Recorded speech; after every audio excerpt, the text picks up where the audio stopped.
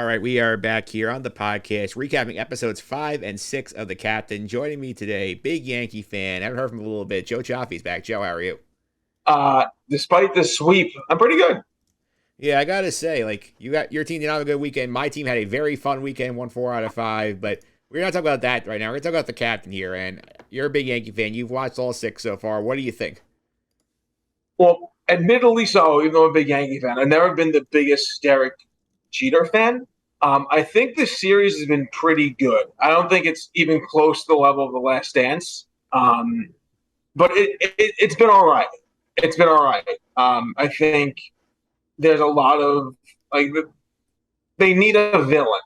And from episode 1, they clearly are putting A-Rod as the villain of the series, which I think is a little unnecessary, but they need some type of drama. I guess they picked A-Rod to be the guy to build the drama off of Jeter with.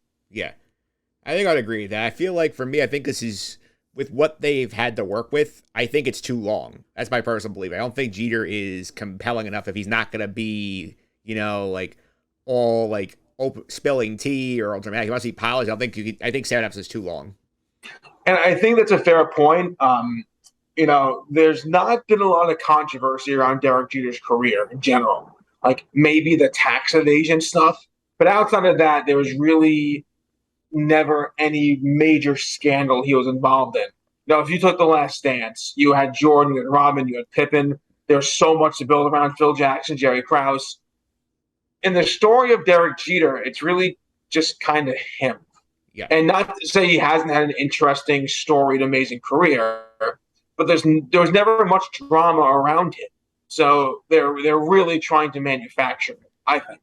Yeah, I think they are. And I feel like it's a lot of drama gets manufactured here in part 5, which I think you and I feel like almost every Yankee fan I've has been the weakest episode of the thing so far. So I think we should dive in there. I mean, they start off where we left off with the 04 ALCS, where we kind of go over some pretty much everything we already knew about this. We got not much from Jeter. The one interesting thing I picked out of there was Joel Sherman's nugget. He basically says he talked to somebody at the Yankees at the time and said, "Hey, we have to win this in Game 6. If we don't, we cannot get 27 outs in Game 7." I thought that was probably the only interesting thing I learned in that part of the documentary. I found 2 major parts wrong with the 2004 ALCS. Joe Torre blaming like A-Rod for not getting a sac fly, costing them the whole series was like ridiculous. And the reason why they were so poorly set up for Game 7 was because Mike Mussina pitched on short rest in Game 6, which also is a Joe Torre decision. And they really don't talk about that at all. No, they didn't. Like, they did not talk at all about Game 7. Like, they showed the home runs, but they did not talk at all about Joe Torre panicking, rushing Mike Mussina to start Game 6 in that series, leaving them with Kevin Brown and Javi Vasquez for Game 7, which really did not make any sense. And A-Rod had 2 home runs, I believe, in Game 4 of that series. So if they want to dump on A-Rod for not getting in a sac fly, why is Derek Jeter bunting in that situation anyway? So they never really went into that decision of Torre to bunt Jeter, who, of course, is one of the best players in the team.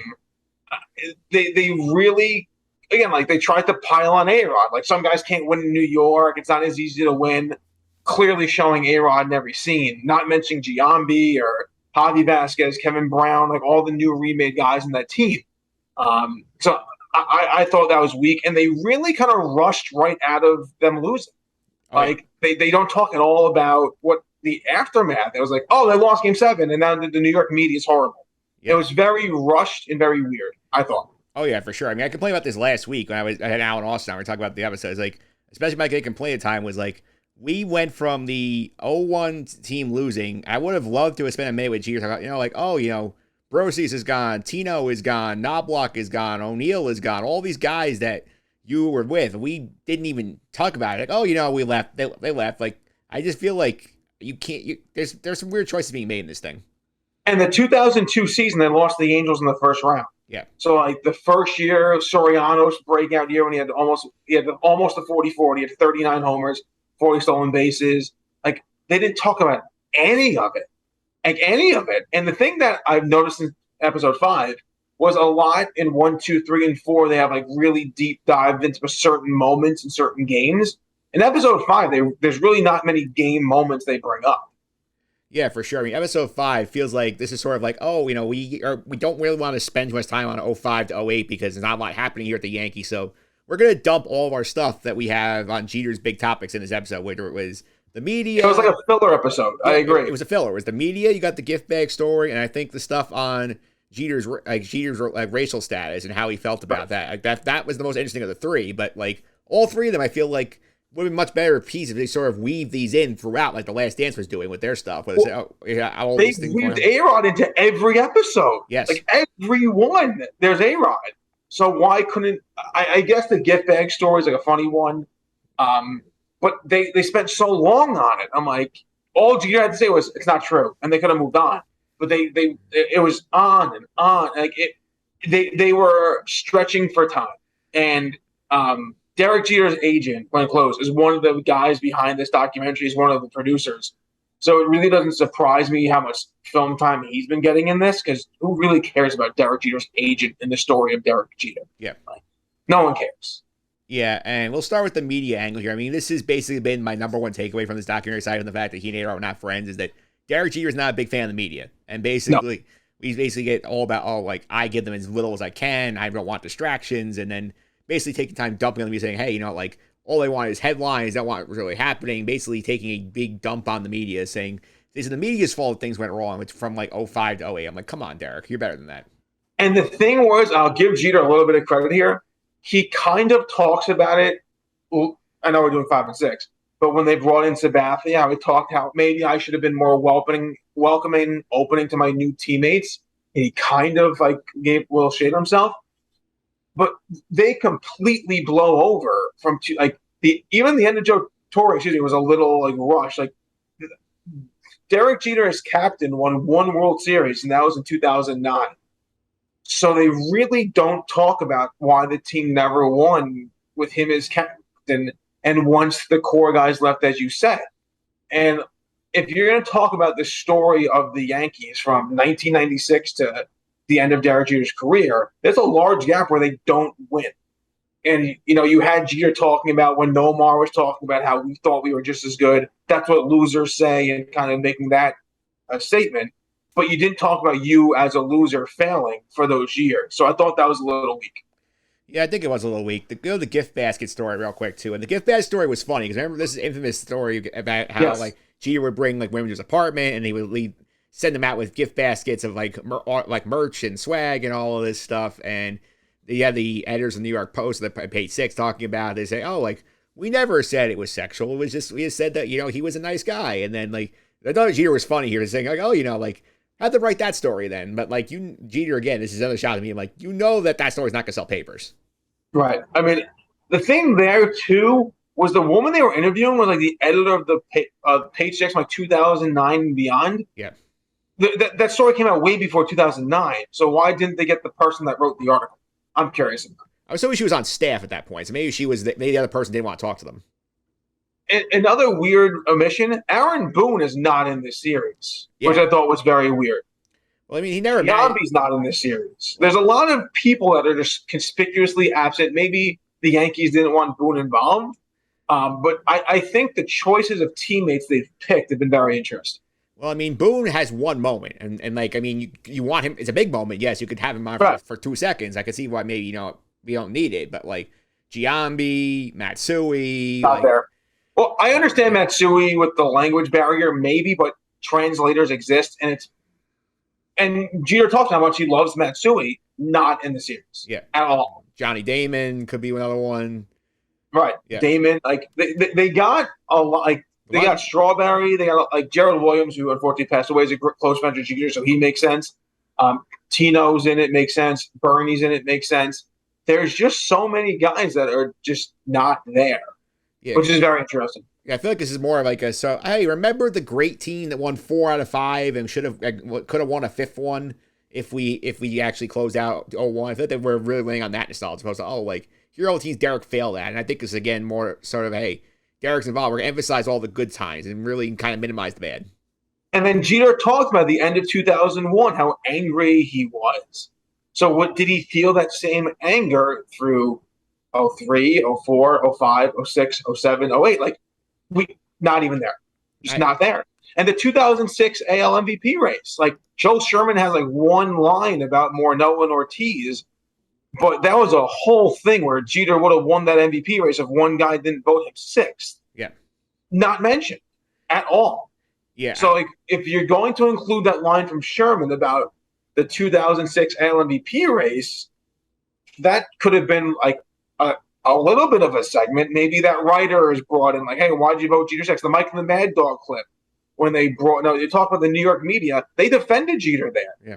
They went to bat for Jeter and went after that writer, I think it was from Chicago, who voted Jeter sixth. Mike and the Mad Dog had him on that day. Not mentioned. So, like, they trashed the media, but failed to cover the times when the media backed Jeter up. Yeah, that's certainly true. I think the most interesting part of the episode, which, in my opinion, which a lot of Yankees don't disagree, is like, obviously we had spent a lot of time talking about like Jeter's status in terms of like racial status, like as a biracial player, and we get the Gary Sheffield comments sort of weighing in, like, oh, it's like white and black players treated differently on the Yankees. We have the most interesting point of this thing is the infamous line from Wallace Matthews in the doc, where he basically says that I view Jeter as like color neutral, as like racially neutral and colorless, and like. I thought that was fascinating because this really got, and I don't blame you for being very mad about this and seeing how mad his family got. Like, this was probably, I think, the most actually emotion gotten out of Jeter in probably several episodes. I thought that was very interesting to see. I thought it was like their take of the Gary Payton Michael Jordan thing, where they showed from The Last Dance when Jordan was laughing at the Gary Payton thing where I can defend Jordan. I felt like they were trying to do that with Jeter reacting to something someone else said. Because I don't think we've seen that whole documentary yet, besides the Nomar thing, where he reacted to Nomar. Yeah. And they had Jeter's sister react to it, her whole the mother, the father. So that was a very powerful, emotional moment. But that was the first time we've kind of seen Jeter angry, seemingly, on the documentary so far, I found. Yeah, I wish like this is one thing. My one problem with the doc in general is that like Jeter is a very carefully like manicured public image where he comes off as polished. He's like, I'm like Mr. Cool. I keep my private life separate. I keep the sporting life separate. I'm a winner. I don't care about my stats. And like, that's not a very interesting persona. It's like, I feel like the best parts of this are when Wilkins gets him to crackle it, like with that and like with some of the Nomar stuff. Like, that's the stuff I feel like gets the most interest. As a Yankee fan, the thing that I've enjoyed the most was the parts about Gene Michael building the team. Yeah. Building the 96, 97 with Buck Showalter. I think those scenes are great. Were they about Jeter specifically? No. He was a huge part of the story, of course. But like you said, there's not that much that happened to Derek Jeter in his career that was that controversial. Again, that's why they keep hammering the A-Rod thing. And Mike, you lived it too. It really wasn't that big of a story when they were on the team together. Like, you very rarely picked up the paper and saw Jeter and A-Rod fighting. Like, it's very manufactured. And I think, my girlfriend Lauren was saying, this documentary isn't made for you. Yeah. And I kind of agree. Like, for us that grew up in New York, we saw this with our own eyes. We kind of know this. It's not like you're really learning a ton. And we kind of like, this wasn't a big deal. Like, Jeter and A-Rod had a few things, like the drop pop-up, but like, there wasn't ever, like, every single day in the New York Post, Jeter hates A-Rod. Like, that wasn't really a thing. Yeah, I sort of blame this. This is also, I think, coming out of the Last Dance sort of thing, because because obviously back during the peak of COVID, the beginning of it, when everybody was home and nothing was going on, and we have this thing going for 5 weeks, 2 hours a week, everybody was going bananas about it. They had Jordan became like a viral star again. All the guys in the Bulls became big deals, and then ESPN, a lot of these like sports media comes like, this is an audience for this. We want to have these big documentaries going on about national stars. So we got the Tom Brady thing, which I think this is most similar to Man in the Arena, where, it's a very polished product where, like, you're not getting a lot of interesting stuff out of the guy. You had the 86 Mets got 4 episodes. So that was more fun because there are more colorful characters in that thing. I think this is a trend. I don't think it's a good one. If anything, they should have picked A-Rod. A-Rod works for ESPN. He's been very open about his mistakes, and there's a lot more drama in his story than Jeter's. Yeah, but Jeter is the guy who, like, a lot of 90s baseball fans identify as like, let's hear about Derek Jeter, so I bring that nostalgia back for the 90s. So I feel like that's what they're trying going for. For sure. Yeah. For sure. Yeah, and you get to the end of part 5. I mean, you get 2 quick things here. This is something, again, we could cut down some of the stuff in the middle here. We had basically rushed through Joe Torre being let go. This is Jeter's first manager for like the first, I mean, apart from the year with Buck, like the first like 10, 11 years of his career. We kind of go yada yada over that, and then we kind of go yada yada over Brian Cash and saying, here's analytics, Derek, work on improving your game and your athleticism and all that. Like, we kind of raced through both of those. I wish we had more time on both. I think, again, it was like a hodgepodge of an episode, and it wasn't linear at all. Like, it goes from 2004, they go like back to Dave Winfield with some of the racial comments. So like it was all over the place. And yeah, like the firing of Joe Torre, again, if you want to talk about really one of the bookmark moments of the Yankee story, Joe Torre leaving the team was huge. And yeah, Torre was gone. And that was it. Like, they really could have spent some more time on that. I thought another weird part of this episode, when they tried to compare Fat Joe and Jadakiss to Derek Jeter and like their level of fame. Yeah. And those guys Deuce and Nero too. I mean, I'm sorry. If you don't live in like the New York City area and listen to rap music, I don't know how many people know who Jadakiss is. I really don't know how many people know who Fat Joe is outside of like the New York City metropolitan area. If you listen to rap music in North Dakota, do you really know who Fat Joe and Jadakiss are? But you know who Derek Jeter is. Yeah. So like, I thought Eli Manning wasn't a horrible comparison when they talked about living your life and trying to be private. Like, Eli's a decent example. Eli is a very well-known sports family. Eli's a winner in New York. The NFL is king. That kind of made sense as like a direct comparison. But like Fat Joe and Jadakiss trying to talk about how the media was like bad to them. Like, who thought that was like a comparison you could even try to make? That was ridiculous. Yeah, not only that, I would have liked to hear Jeter say, like, how weird is it, like, Joe, I've had Joe Torre my entire career. Now I have a guy I play with, not my manager. Not even discussed. And they also kind of talked about, like, when they forced out Bernie and they forced out Posada. We're getting to that. And, like, the timeline was all just wacky. Well, that was in the next episode. That wasn't really here. Right. I know, but I'm just saying when we talked about, Rob Girardi, like, they kind of, Posada talked about forcing him out. Like, they got all these, like, Bernie was forced out. Could have been in this episode. They talked about, hey, one of the last members of that team, Bernie Williams, the Yankees shoved him out the door. Could have been in this part if they needed to build that story more. Yeah.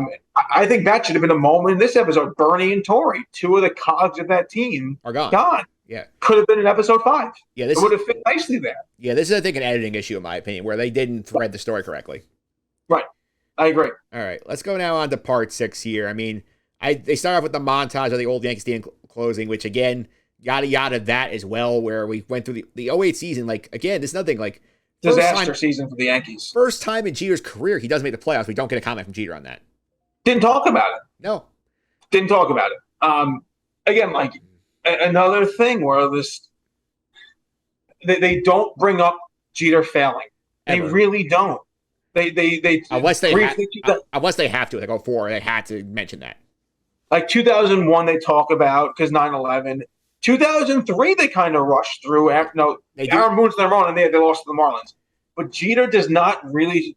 They don't ever emphasize the Yankees losing, and they lost a lot. I'll get to why I think at the end of that. But this is another one where, like, again, I would have loved to hear, like, Derek, you went to the playoffs your first, like, 12 seasons, and you missed the playoffs here in the final year of the original Yankee Stadium. Like, how does that make you feel? Like I'm sure he's angry about it, but, like, why is this not in here? Because it makes him look bad. Yep. Simple as that here. And then also in episode 6, Mike, I know we'll get to it, but I'm going to jump the gun here. The steroid stuff. Yep. A lot of Jeter's teammates, Evans, Pettit, Giambi, Jason Grimsley, not nearly as big. Sheffield. Knobloch, Sheffield, only A-Rod. Gets the blame. Only A-Rod. How? Yeah. How? Like, again, you talk about like an editing thing. How do you only bring up A-Rod in the steroid era in baseball? Like, how? I mean, if I'm A-Rod watching this edit, basically seeing that I'm being dragged the entire thing, I would be pissed. Ridiculous. Yeah, I mean, we'll get to that in a second here, and then we get a little bit here, finally, like an episode late about we get like a little tiny bit about the failure of the mid 2000s Yankees, and this is where we get Joel Sherman talking a bit about like Jeter wasn't like as receptive to new teammates, and then we get Jeter saying, maybe I should have been better to these guys. Like, it was nice. We could have gotten more of this because I think this would have been nice to say, I learned from this to become the better leader when I was the captain, and we won in '09 because of it. But nope. And the thing there is that they really don't bring this up either. They never won with him as captain. And once those, like you said before, Tino out, Paul O'Neill retires, Brocious retires. They turn over the new leaf, but they can't win. And Jeter does not talk about maybe this is why. None of it. Yeah. None of it. Besides a line, maybe I could have been nicer, but they really could have taken a deep dive into, I did this and I grew from it and I learned from it. Nothing. And now we get to the A-Rod stuff, because obviously, because the old nine's we signed all these guys, we're ready to go. Then we get the A-Rod admission he did the steroids, and we see the press conference there. I mean, we're not shocked that Jeter's pissed about this, and he basically said so. He's like, hey, I did not want to be there. I was angry at A-Rod for creating a distraction. But again, to your point, it's fair. A lot of guys that Jeter played with did steroids, and A-Rod's the only one who gets thrown to the bus for it. Guys know Roger Clemens is in the documentary. Yeah. Clemens is in it. They didn't ask him about it? Nope. And also, A-Rod's first game back is the turning point of the 2009 season. It's the grand slam against Baltimore in his very first at-bat. The '09 Yankees got out of the gate not great. Sabathia was terrible in Baltimore his opening day. They skidded out. I think they lost the series to the Washington Nationals, the last place team in the league at one point. A-Rod comes back, and the season turns around. Don't talk about it. It's about the clubhouse being more fun with Burnett spying people. And then I'll keep going forward. They go to the '09 playoffs. There's one line from Derek Jeter about A-Rod having a great playoff. They lose to the Twins without A-Rod. He had home runs off of Joe Nathan every night to tie the game for the ninth inning. Don't bring up A-Rod's success the '09 playoffs. He had 417, I believe, against the Angels or something ridiculous in the ALCS. Don't talk about it. Yeah, for sure. I mean, the '09 playoffs, again, they yada yada, because Jeter was not the biggest catalyst that run. That was A-Rod's postseason. A-Rod had his finest postseason in '09, and he's the big part of the reason why the Yankees won that World Series. They don't get to the World Series without him. Yes. At all. And again, Cody Ransom was the Yankee starting third baseman in 2009. A-Rod comes back in May, and the season turns around, but you would have never known it. Yep, you never would have. And we skip basically the 2010, them losing to Texas. We get to Jeter's contract, because this, I think, was probably the most interesting thing in the whole 2 hours. That's pretty good. Where we basically see, we remember at the time where Jeter's 10-year, $189 million contract expires. They're negotiating, and Derek basically says that, and this is something I didn't know, is hey, I don't care what the number is. We can figure out the number. Don't let it go public.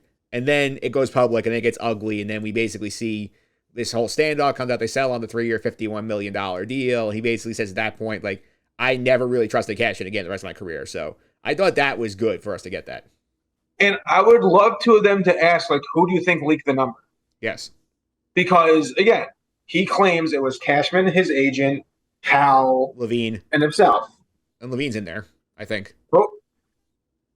Who's that, Mike? I think Randy Levine's in there, too. Randy Levine could easily be the fifth person. But if there's 5 people in the room, if you're the director, how do you not ask, hey, out of those 5, who do you think did it? And for all we know, and again, not pointing fingers, who knows if it wasn't Jeter's agent? Yeah. We don't know. Yeah, we don't. So this could have been the agent saying, I want to get my guy more money. Right. And it could have been, hey, what? This could have been the agent saying, we're not getting the deal we want. Hey, rest of baseball, Jeter's out there, come get him. But again, Close is one of the directors of this series. So there's definitely a protection of Jeter in the whole series. And you can obviously, he approved it. His agent approved it. So you understand that. But when they talk about the leaking of the numbers, they don't ever ask. Ask Brian Cashman and ask Derek Jeter, who do you think leaked the numbers? You have both of them right there. Yeah, I think this is also Jeter not want to make the Yankees look bad. So that's also part of the issue, I think. He hasn't been in this series, he's been quick to throw anybody under the bus. So not trusting Cashman, obviously A-Rod. So maybe you're right, but he's been pretty honest. Yeah. Also, we got after that, we find out basically with the story about Jeter meets his wife for the first time. I thought that was pretty cute, very interesting story there, especially for a guy who's not let his public life, like private life, get out in the public very often. I thought it was nice for us to actually get that little bit of backstory about how they met and like how he worked hard to keep the relationship away from the public. And Hannah Jeter basically saying at times like, like the hardest part of the relationship was when he was playing because he was so focused on his craft. Right, and it's really kind of the first time they talk about Jeter and women during the documentary. Like they talk about him partying a little bit.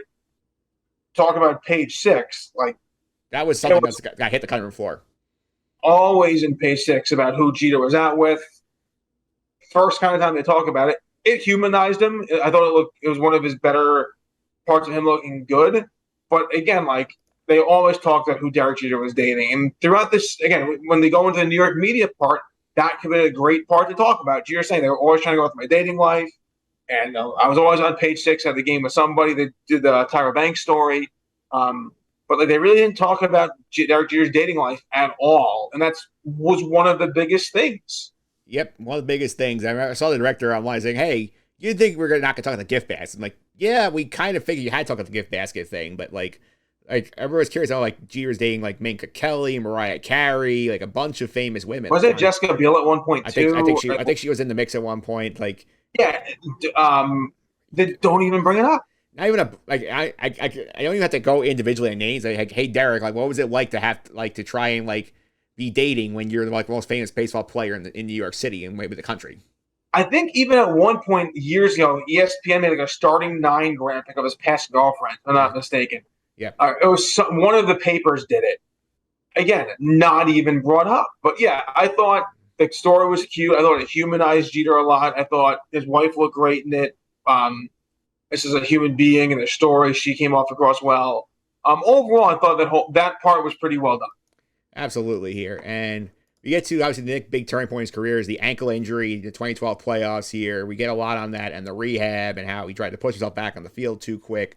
And this is a big turning point here because we get through this ankle injury. And I think they were correct to emphasize this because Yankee fans knew it. The Yankees themselves said, like we knew, is like once he went down, they were done. They were not winning that series. They got swept. Yeah. They got swept. Detroit was one of the teams in the 2000s. Now, Bonderman and Kenny Rogers, they couldn't get past Detroit. So it kind of, again, you want to talk about building a narrative. You could have said back then couldn't get past Detroit. One of the turning points of his career against Detroit. Another missed opportunity. You kind of could have weaved that story in together nicely. But yeah, that ankle injury, I think every Yankee fan remembers that. I personally do. You kind of knew they were cooked. I think Detroit was a better team anyway, with or without Jeter. I mean, Detroit swept the Yankees that series. If Jeter's on the field, maybe they lose in 5, maybe 6. But those Detroit teams were unbelievable. Yeah, that's true. And we do sort of use this as a way to transition. We get to some of like, how did the careers end for some of these guys? And we hear like Bernie Williams talk about here, not in the last. It's like, I got pushed out at the end of 06. I want to come back. They said no. Jorge says I got pushed out. Nowhere mention ignore the fact that both Pettit and Rivera basically retire on their own terms in 13. So I just thought that was. And we also ignore the fact that Posada yanked himself out of the lineup when Joe Girardi tried to move him down the lineup. It was in like 150. Yeah. But yeah, again, the Bernie Williams thing. Bernie leaves pretty much right when Torre leaves. You could have made a nice little thing there. Foreshadow. The dismantling of the team that won those World Series, like piece by piece. You get like Paulie gone, Tino gone, Brocious gone. Out comes Roger Clemens goes to Houston. Pettit going to Houston, not brought up again. And then you could have gone to, again, this later down the road. But yes, Pettit and Rivera not brought up at all and going out in their glowing terms. Yep.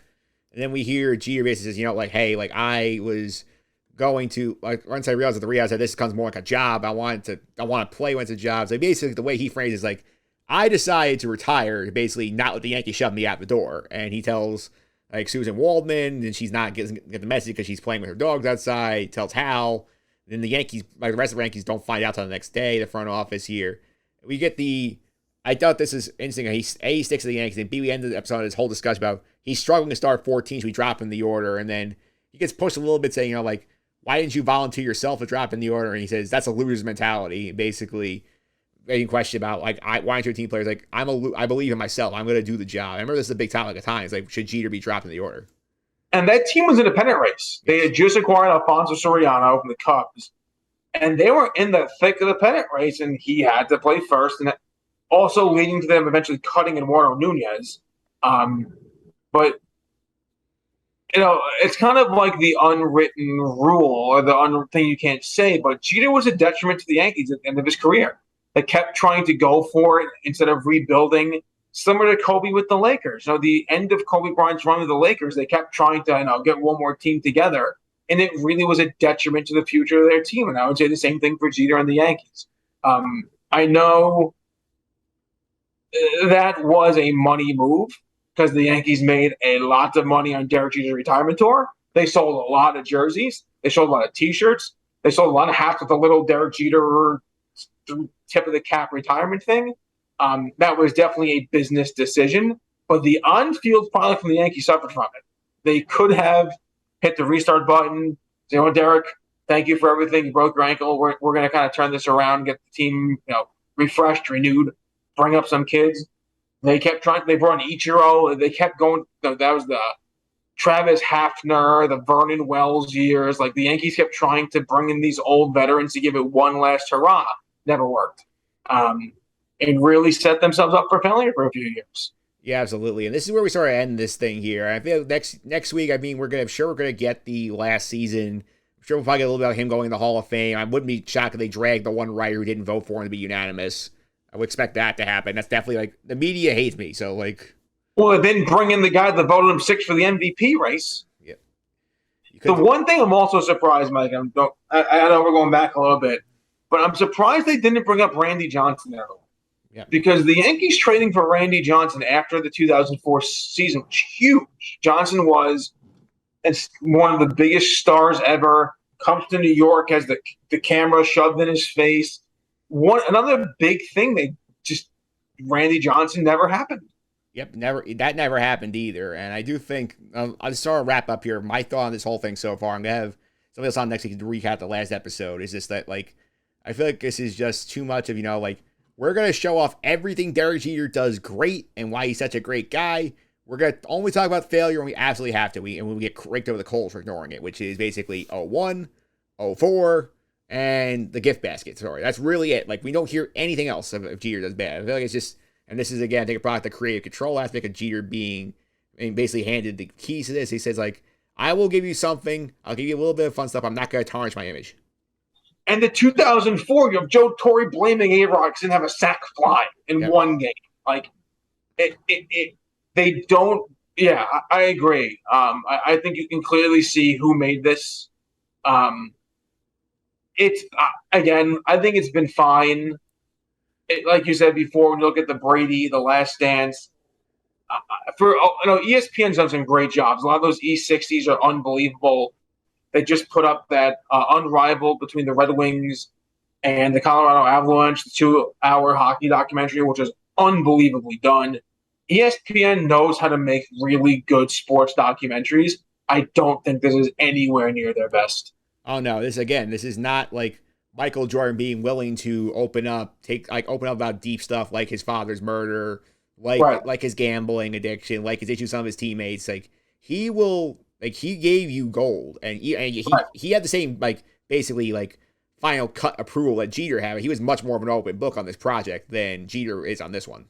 Because he talks about it the whole documentary. He's very guarded. He's very private. So when you're going to interview a very guarded, private person, what are you going to expect? And it's a little too fluffy of Jeter, I would say. It's really fluffy of Derek Jeter. And again, they try to paint A-Rod as this villain that he really wasn't. Like, yes, he took steroids. Yes, he did that interview back in '99. But again, A-Rod talked about it, where I confronted Jeter saying, are we good in the dugout? And Jeter's like, why are you here? Like, that's being a bad teammate to me, and they kind of glossed over that pretty quickly. Yeah. I think it's clear they chose to make A-Rod the villain for the overall thing, but the media is clearly the second villain here. I mean, this is from the guy who created the Players Tribune, which basically tells you all you need to know about like how this is going to go. And the thing is, the media protected Jeter a lot. Yes, it did. A lot. The New York media was not bad to Derek Jeter.